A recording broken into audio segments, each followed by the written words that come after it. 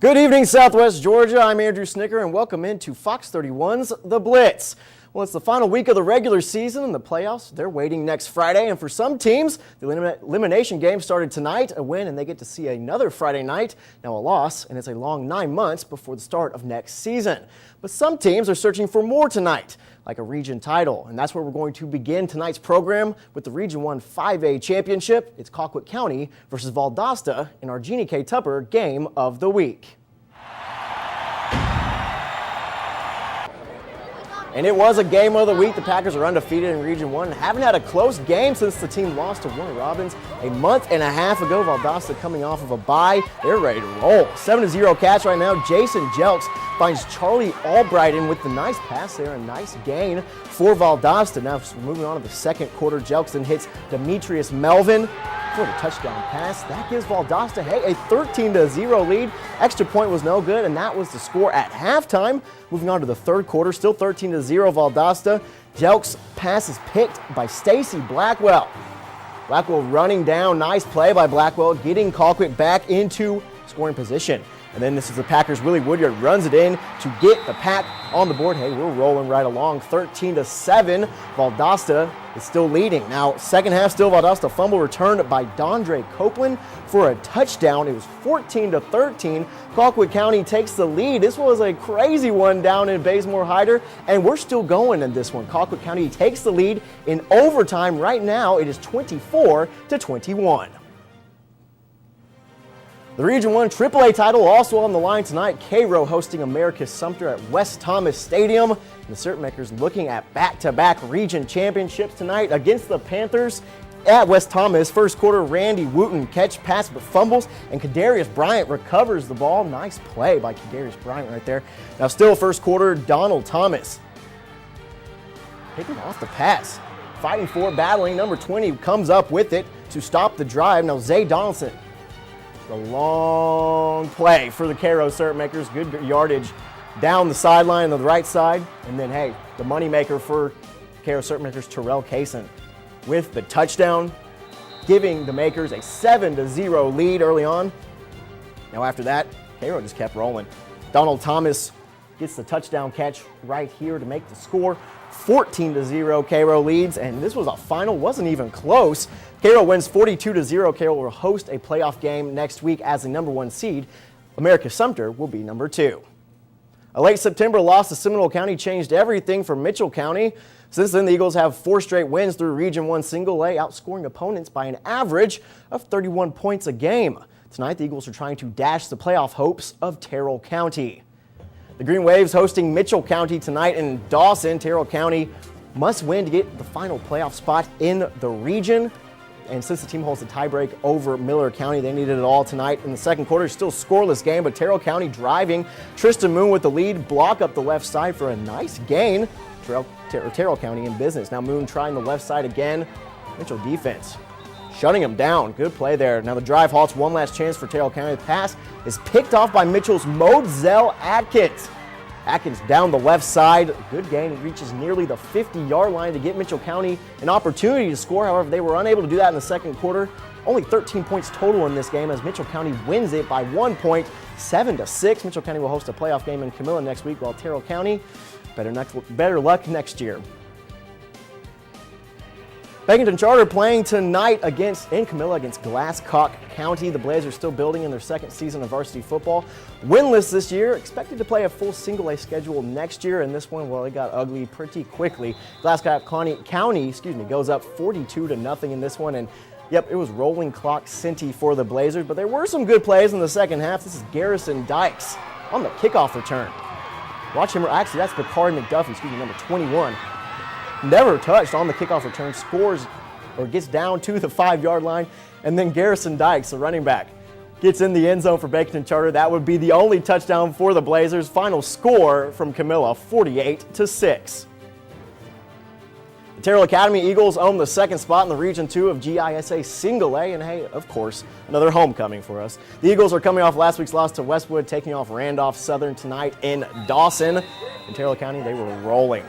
This was a touchdown by Blake Grimsley, the running back, right up the middle for a quick score. That made the score 22-0. And then next possession, go right for another easy score. Zach Hurst, wide receiver, scoring again. Eagles rolling tonight into the playoffs. Here's Chris Rogers hitting Blake Grimsley again for a nice gain. Huge win for Terrell Academy. Final score 50-24. Terrell Academy preparing for those playoffs next week. Well, coming up next on the Blitz, the Albany Indians are seeking a playoff berth for the first time in 9 years, while 4 teams battle for 2 in AAA. Stay tuned for the highlights.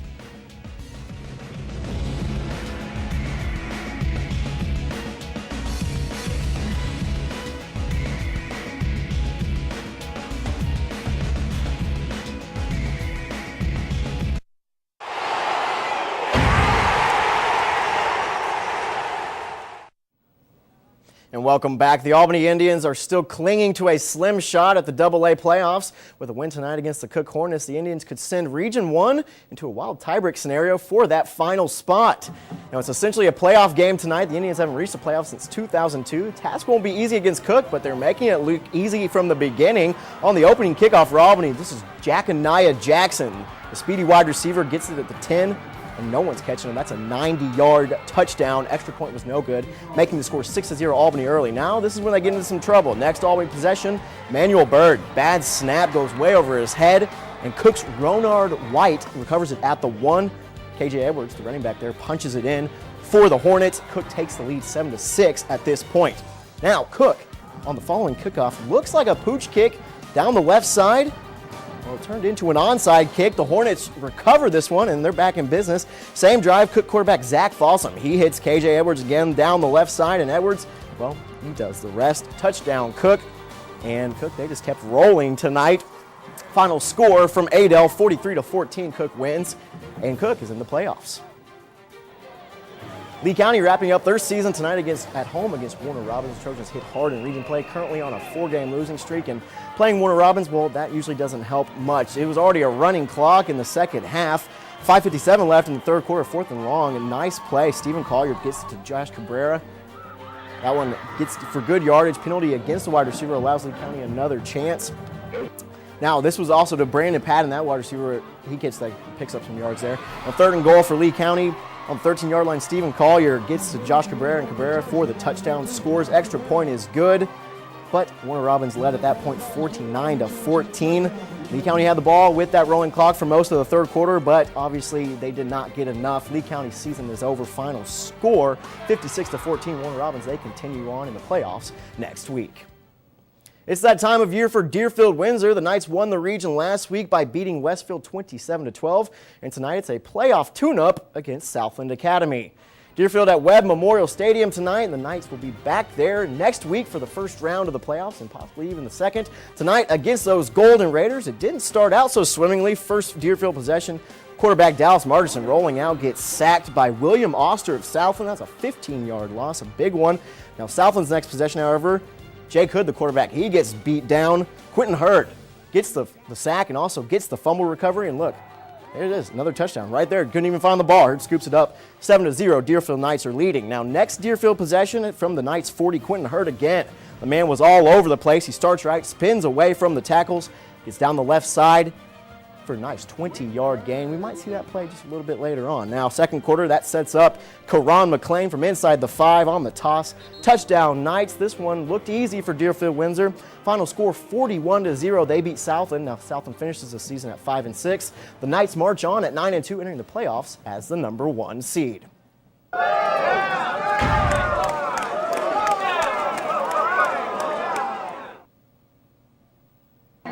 Hey, it's time for the Albany Technical College Fan of the Week, and who earns the honors for the final week of the regular season?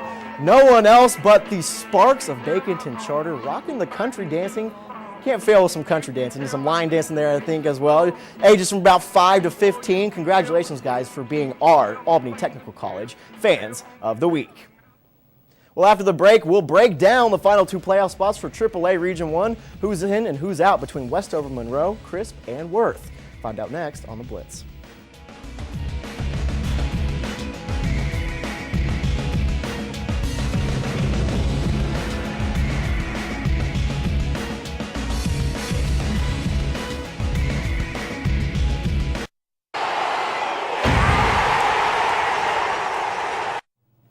Welcome back to the Blitz. The playoffs start tonight for Westover and Monroe. The winner almost guaranteed a playoff spot in the cluttered AAA Region 1.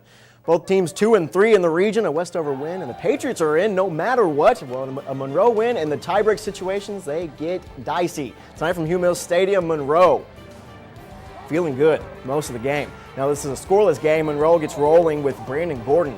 Starting at the 20, gets a 20-yard gain down into the red zone for the Tornadoes. And then same drive, 3rd and long from Monroe. Great play from QB Charles Stratford. The perfect fade, one-handed grab. Beautiful snag there for the touchdown by Trevius Hudson. Monroe gets the momentum going up 7-0 and a little butt slap right there. And after Westover punt, first down, running back Brandon Gordon squirts through the pack and a nice 30-yard run down deep into Westover territory, just sliding off of the Westover tacklers, and they were in business again. Now at the 10-yard line, Divine Noel. Running game working well for the Tornadoes. Finishes off the drive, a 10-yard touchdown run. They are stoked, and they should be. Final score, Monroe wins 27-10, and we're going to have all sorts of tiebreak situations going on. So we have a Westover Monroe winner. Now, how did things shake out down in Sylvester between Worth and Crisp County? Worth County coming off of a bye week for the final week of the regular season, feeling good. Now with a loss, Crisp County could fall out of the playoffs completely. Now there still should be in though. First quarter, 2nd and 11 for Chris. Trevor Shealy pass to Jontavius Carter is complete, but they could not end up scoring on that drive, so still scoreless game. Now Rams ball on the Chris 20-yard line, save on Farley to Levante Robinson. Just a little bit out of reach. End zone incomplete. Worth cannot score on this drive either. It's a scoreless game going into the second quarter. 1 minute into the second quarter, Trevor Shealy finds Jontavius Carter. Complete pass, nice play down into the Worth County red zone. Now, very next play, Chris has the ball on the Worth 19-yard line. Shealy hands off to Kevin McGrant, who runs the ball in for the touchdown. Extra point is good. Chris up 7-0 at the half. However, that was the end of the scoring for Crisp County, only the beginning for Worth County. Final score, Worth County gets going 28-7. Now we do have a 3-team tiebreak going on in Region 1 AAA. All right, let's take a look at the Albany Arthritis and Orthopedic plays of the week. Of course, Monroe quarterback Charles Stratford is the first play. Beautiful fade pass, one-handed grab by Trevius Hudson. Nice play as Monroe wins this one 27-10. Now second play, Deerfield Windsor's Quentin Hurd all over the field tonight. A fumble recovery for a touchdown, and then this beautiful run, juking out defenders and getting Deerfield a 41-0 win. Now they have home field advantage for the first 2 rounds of the playoffs. If you would like to vote for our play of the week, remember to log on to our website, mysouthwestga.com, and click on the Blitz tab to make a pick. All right, just a final score update from Bazemore Hyder Stadium. Colquitt County falls 27-24. Valdosta is able to pull it out in overtime on a touchdown. That's a big play in Region 1 5A. Well, it was a great night for Southwest Georgia High School football all across the board, and plenty more to come next week for round 1 of the playoffs. That's about all the time we have on the show tonight, and for all the gang involved in this one, thanks for watching the Blitz. Now stay tuned for Excused.